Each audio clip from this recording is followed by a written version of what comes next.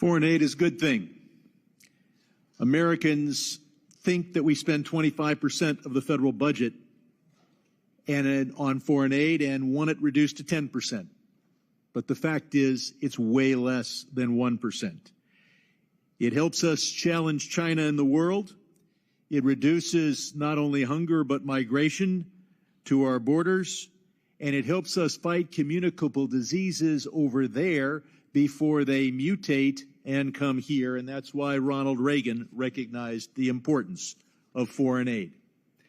Mr. Chairman, my fear, because I've been here for a long time, when I got here, it wasn't just Democrats against Republicans.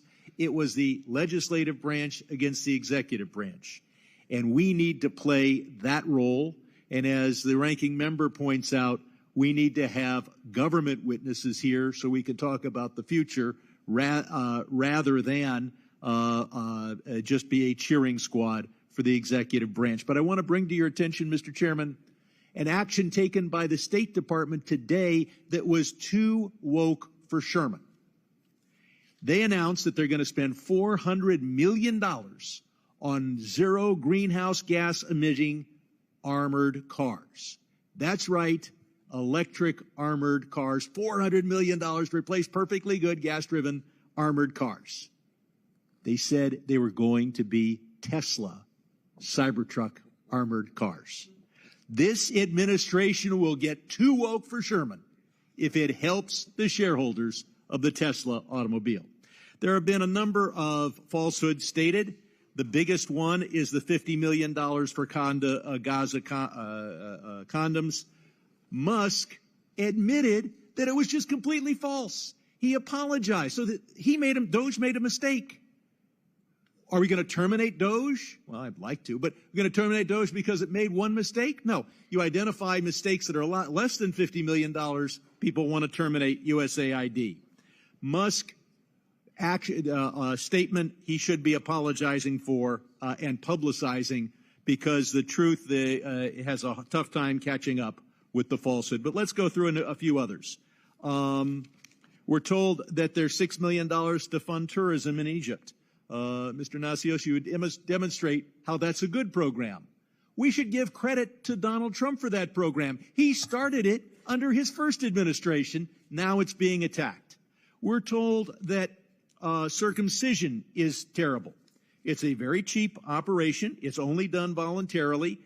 It's been done by Democratic and Republican administrations, including Trump. Why? Because it's a 60% reduction in the risk of female-to-male transmission of HIV. We were told that USAID was spending $80 million on subscriptions to Politico.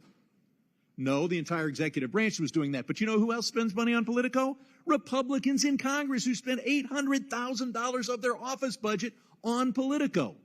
And Mr. Chairman, you didn't spend any money on Politico. Like me, you spent your money on on Bloomberg, as do I. Of course, Michael Waltz spent his money, over $8,000 on Politico just for his own office. The list goes on and on. But we are told that there's waivers for all this. Well, PEPFAR has been allowed to work, but they have no access to funds. But what doesn't get a waiver is democracy programs, and we need democracy in Iran. Education programs and economic development.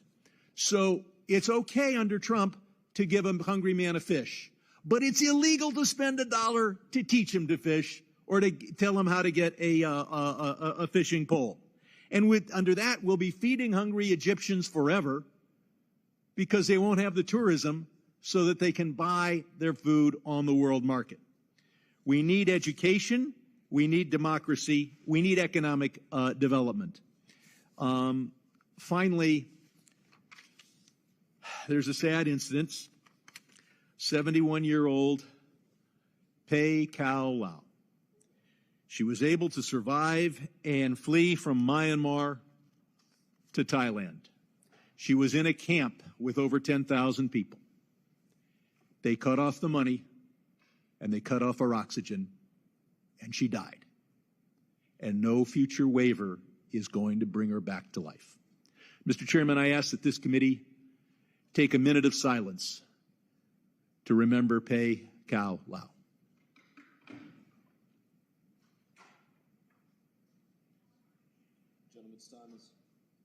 Gentleman's time has expired, and I would also point out that